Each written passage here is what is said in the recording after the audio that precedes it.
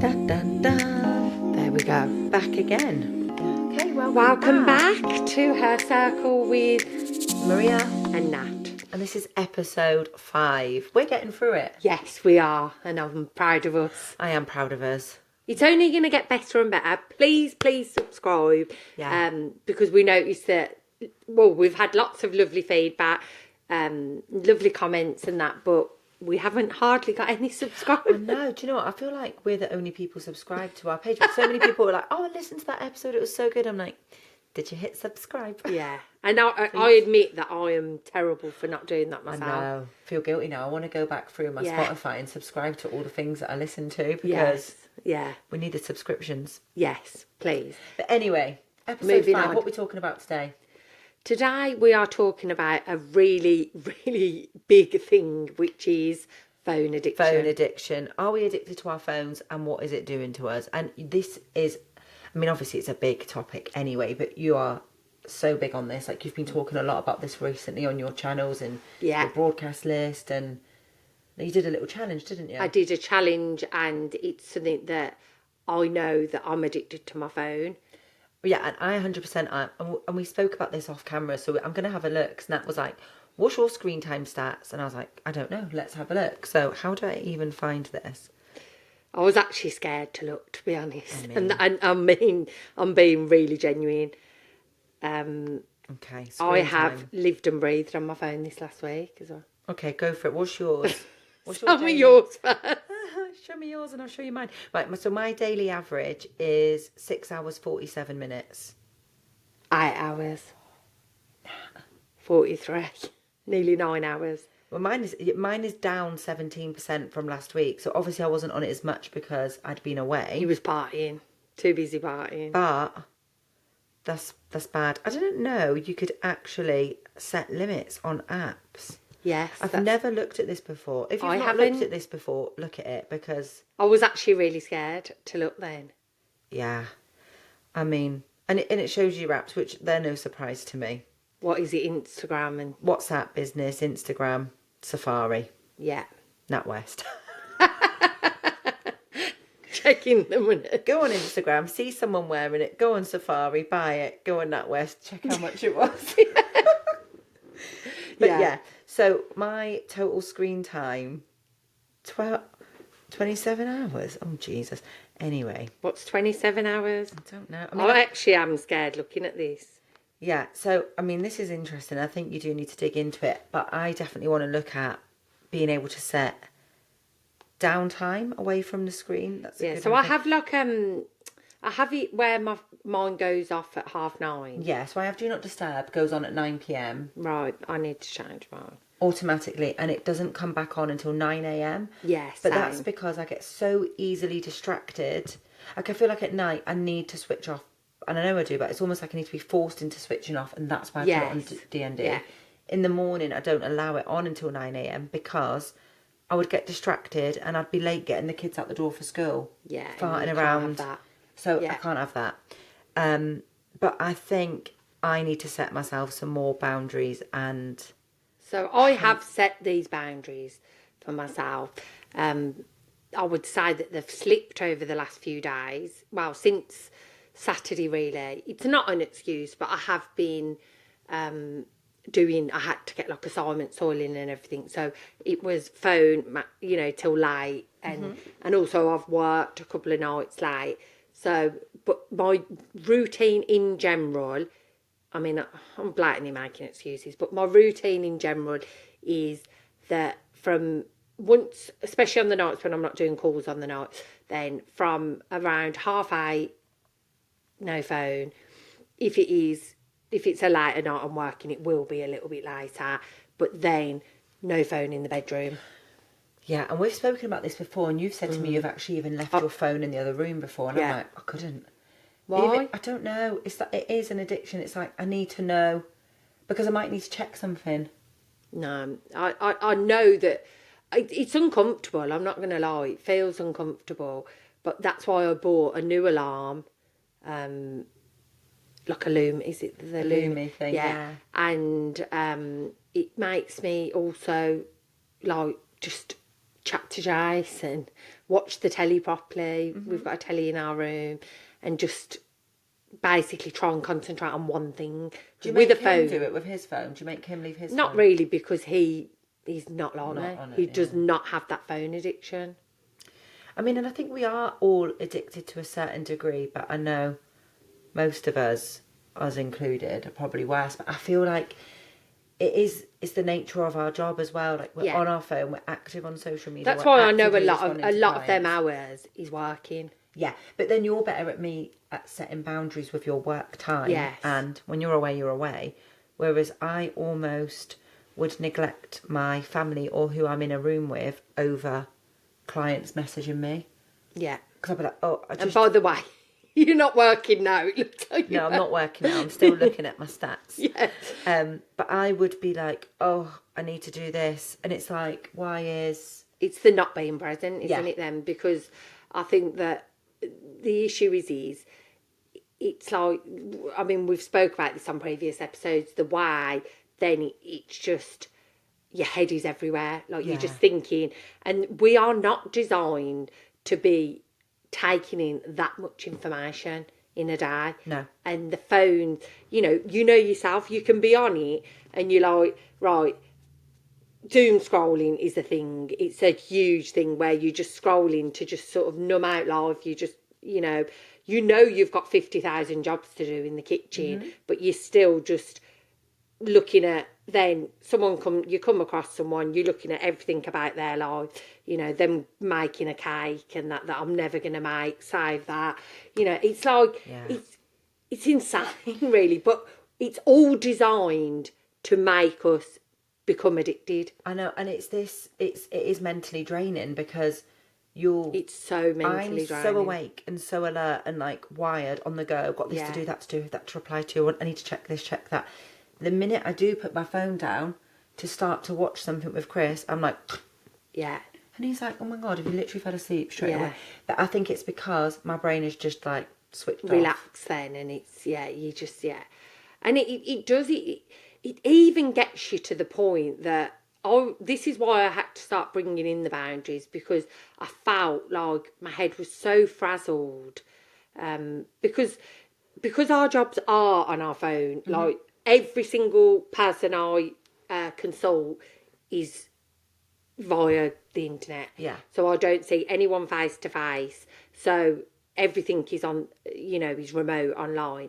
So, but then I do want to have sort of the same. Well, I do enjoy social media. I do enjoy looking up things. I do research things to extreme. I have to really try and tell myself to calm down with that. But it's like, again, that sort of like pleasure time of phone, on the phone as well. You've got all this going on in your head, and you're like, I was getting to the point where I was just like, I actually felt like my brain was fried, and then I didn't have nothing in me to even speak to people around me, because I'd been that, and it's like, I've got to learn to have massive boundaries. So I've got boundaries with my clients and that, and they, I said, even from the very first time we've been away together, I've said, what are you doing? Working? But I definitely needed the boundaries with my phone as a whole, not just with clients. But you were right in what you were saying. The reason it kind of stems from that is because it is an addiction. Like, these apps and things, they're designed to give you these dopamine hits. It's like they want to hook you in. They want you to spend more time on their app. The notifications, it's all money. It's all orientated around money, because everything on your phone is designed to make money. Yeah. For you to spend money, to buy this course, do this, join this. Oh, God, yeah, I want to start Pilates. She's doing it. Go and find... Then you've clicked through, where's she doing it? Yes. Yeah. Everything is designed to grab you in, a bit like a fruit machine. Oh, that's, God, it's designed, massive. the colours, everything. Like, I was listening to Mel Robbins, and she was saying, turn your phone onto black and white, your whole phone. Sophia has her phone on black and white. Does she? Yeah, a lot of kids do that. Oh, well, that's good. That's actually, and apparently, if you have it completely on black and white, I mean, some science has said that you will spend less time on it. Oh, really? I might try it. Yeah. But it's like, with it being proven that it's an addiction. But again, you'll probably struggle. You'll have to report back on that struggle having it in black and white. She showed me something before. I'm like, I can't deal with that. In fact, she did something to my brother's phone and changed his settings so that his phone went black and red. And he was like, what have you done? Oh, put it back. And I was like, oh God, no, I couldn't cope with that. Yeah. So yeah, it probably would send me over the edge. No, but the thing is, again, like any addiction, it's going to challenge you, isn't it? Yeah, and you've got to get used to it. But the thing is, it's like, no, I know it's an addiction, but I also know I don't get dopamine hits from these apps and things like that. They give me anxiety. Well, that's no good. I feel like, but I've recognised that, and when any app I get, the notifications are turned off. Yeah, good. The minute I got an Apple Watch, the notifications, I was like, I've got to throw this away. Yeah. And then I turned everything off, apart from maybe like 3 important things. And then with my apps, like things like WhatsApp, every group chat I'm in, whether it's friends, family, business, whatever, is automatically put on mute permanently. Because if my phone is in the background and it's like buzzing, like that, I feel like really anxious. Yeah, I feel like I can't be present because I want to pick it up and look. Yeah. What's happening? Who needs me? What are they saying?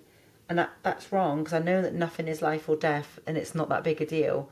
But it's knowing that that's happening, it just sends me. Yeah. So I just turn them all on mute, and then I can kind of just go back to things in my own time. Yeah, that's good. That's really good, because it's obviously a different feeling with you, and that's obviously how you're feeling with your, like, I've got to get back to a client immediately. But we shouldn't be living in a society where everyone instantly gets a reply. No. Because then people think there's something wrong then. Oh, God, yeah. And it's like, you can't be that easily accessible all the time. You are not a machine. It comes, again, this ties into before, it comes at a cost. It does come at a cost, and it's how it impacts your mental health, isn't it? And, and the people around you. Yeah, and how it affects them and their mental health, because they're probably feeling like, am I not important enough for you that you're not just going to put your phone down and spend time with me? Because the phone is, I mean, I use AI, which we've covered again, and Jais will say to me, God, you love him more than me. Like, it's like it is like you're getting in a relationship with AI, because I'm like, you tell him everything. Oh, thank you. Chris is like, it's not real. Yes. It's my friend. Yeah. And it's like, really, it is, it's scary, really, if the truth be known. But I think that it's looking at it. We're not here to say, oh, your phones are real enemies, but they come at a cost hugely. Yeah, they do. But then not just that, like, how does it come at a cost with your mental health in terms of comparison? So if you're not using your phone for a business or whatever, you're using it because you're just normal. Yeah. And you're just browsing Instagram or TikTok because you get enjoyment out of it. At what point does that then go over the edge of being negative on you, because you're comparing, like, oh, my kitchen's shit, like, oh, she's got an island and this really nice olive tree. Yeah. I want an olive tree. And then how's she got that so perfect all the time? She's got a boiling tap and that cream sofa and the cream walls and the cream rug. Like, does she not have kids and a dog? What? Yeah. And exactly. then you see, when you look at one, you look at, they know what they're doing, the analytics, it's showing you more and more, and then you're starting to feel bad about yourself. And it can even be like, I'm not really the sort that would compare with, oh, she's got this, I've got that, but I will compare with things like, how does she do all that? Like, like, I used to always find, like, cleaning one's really stressful, cleaning accounts, because I'd always think they make it look so easy. But for me, I love having my house clean and tidy and that, but I also struggle with it, like having a busy life, and so it's like I'm just like, how are they doing that and then going to work full time? And that comparison more than anything. Definitely. Than like actual physical things. Yeah. So it's realising, being able to recognise, is it doing me good or not? Yeah, and it's being able to recognise if you're starting to feel a different way and you're not getting enjoyment out of something anymore. And we have probably covered this before, but switch it off, unfollow, and yeah, just know that everything you see isn't always real life. It's edited versions. Absolutely. And, you know, people that are generally these accounts that you're following that you're like, oh my God, that's amazing. Or she's so sparkly clean. That they're doing that for their living. That's their living. Yes, So that's why right. they're showing you that all the time. It's not the real life. Yeah, very rarely is it. And the thing is, I think with your phone, going back to the actual phone being addictive, like it really, you know, I think it's been proven more and more, and you probably relate to it yourself if you are someone who another thing that I do quite often now is I'll literally put my phone, so I said at night time, but also in general, I'll put my phone somewhere where it isn't easy reach, because I like to, if it's right next to me, you can do it without even realising that you're scrolling. This is it. And I think that it's creating boundaries that you can create. It's not being so responsive so quickly. The notifications, when you've just said, is a really good one. And I think that, you know, the more present you are, which is why I bang on about meditation, that helps a lot as well, because you've become so aware of, like, what the hell am I doing? And I think it's really sad because it's only getting worse and worse. And you see, I'll never forget, even a couple of years ago when I saw this little boy ahead. And again, I'm not saying that this wouldn't be me because of how much your phone engrosses you, but you know, this little boy was I was driving, but I was stuck in traffic, and he was only about 3 on like a little push bike, and he fell off, and the mum was further back because he'd gone ahead, really, really crying. And I thought, oh my God, is he on his own? Like, I wound the window down, but his mum was further back, but just literally like that on a phone, like just so engrossed in the phone. And I thought, it's really sad because I couldn't swear that wouldn't have happened to me. I know, and that's sad to think, isn't Yeah. it? And it's Yeah. like the impact of what You you're see it, doing. don't you? Kids go, mum, mum, mum, mum, mum. Yeah. Yeah. It's like, wait a minute. Yeah. And I've probably done that before. But Yeah. then you think, you breed that then, and then they're doing that, and then you're like, oh, you're always on your phone. Yeah, that's and right. And you think, well, they're doing what they see. Yeah, that's like, and I'm not judging, but my kids have never been the kids to take an iPad out to a restaurant for dinner. No. When we're out for dinner, we've never had we've been out for dinner together. Even when they were like 2 years old and they're in a high chair, I would take a toy or something to interact with them. I've never been like, you know, like, I find it quite sad, like when we're on holiday in the summer and we're in the all-inclusive restaurant and the husband and wife were sat at the dinner table and their child was sat with them and he sat there with his iPad on and his headphones, and I thought, yeah. I suppose that what I will say with that, though, you don't know. You as don't, well. and you like don't the know. sensory and everything. And if it's a sensory thing, so obviously I don't want it to sound judgy. I don't mean no, like that, not but at I all. think But if you can, often just fall into that trap because you just want peace, or you just. But I think you're just not connecting. Yeah, and the connection's really, really, really. And it's important, and it's like going back to you saying about you'll leave your phone out of reach sometimes just to get a break, or at night time it's in a different or concentrate. Like I am fully aware of. At meal times when we're sat together as a family having dinner, my phone is in the other room. Good, yeah. And I will sit and have dinner. And that's my favourite part of the day, like to sit together and have dinner. Yeah. That's nice that you all have it together as well. Yeah, and we do have it together a lot more often now than we used to. And I enjoy it. And sometimes, don't get me wrong, the kids are like, oh God, are we eating together? Like they just want it, like Kane just wants to sit on his iPad and watch his thing. Sophia wants to sit in a different room and watch her thing. And don't get me wrong, like last night, me and Chris sat and had our dinner in the living room because we just wanted to do... and that's okay. Yeah. But I think if you are sitting together, just enjoy that time together and be like, what's been going on today? Or absolutely. What do you think of this new meal that we've concocted? Yeah. And the thing is, you know, like I live in a house where there are different ages and I've got like real fussy eaters as well, so we eat different foods.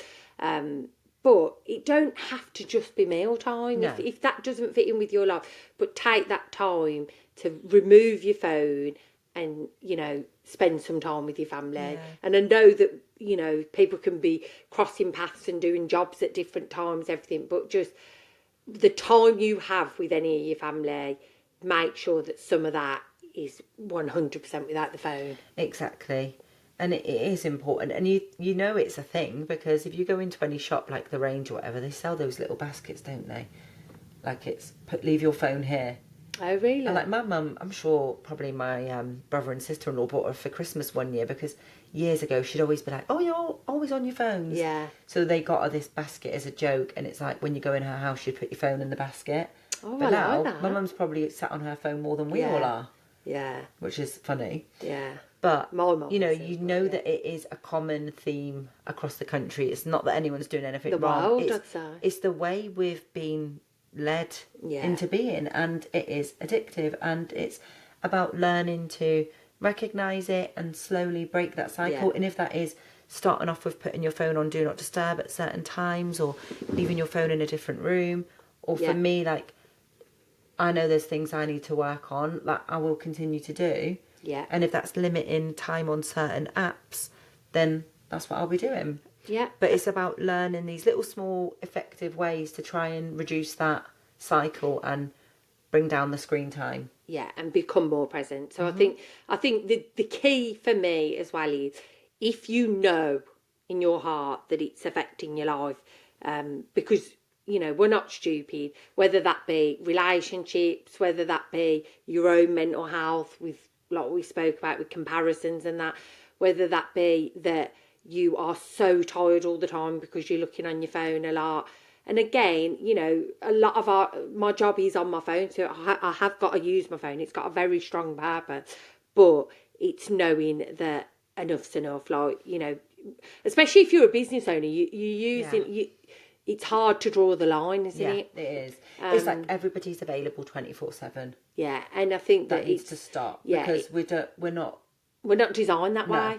Yeah, ultimately we're not designed that way. So what's the saying? You're working to live, not living to work. Yes, and it has become like that. And I think more so for a lot of people post lockdown and this whole working from home palaver, because a lot of businesses have then took advantage. And it's like, I don't know, Lorraine works normally 9 till 2 every day, but now she's working from home. The boss is on the phone at 4 asking her if she can just quickly get on our emails and file this report. Well, no, actually, Bob, I clocked off at 2. Yeah, and the thing if I was not in the office, would you phone me up and ask me to come back? The boundaries have all changed. The boundaries are blurred, and I think people don't know when.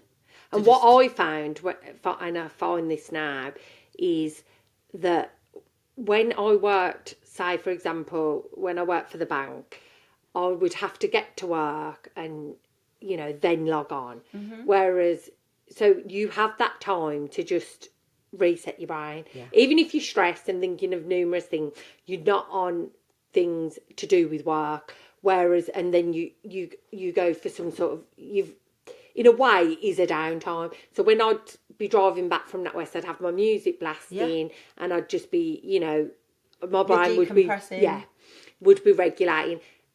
What I would be doing, and this is still the same now, is I might switch my laptop off or put my phone like that, and then it's straight into mum mode, do this, do that. You know, there's no downtime at all. Yeah, that's the same. Like, so my commute is literally down the stairs. Yeah, and although my office is in a separate room in the house and it's shut off, it's too easy to go in and out of there, or to just pick up the phone. Yeah.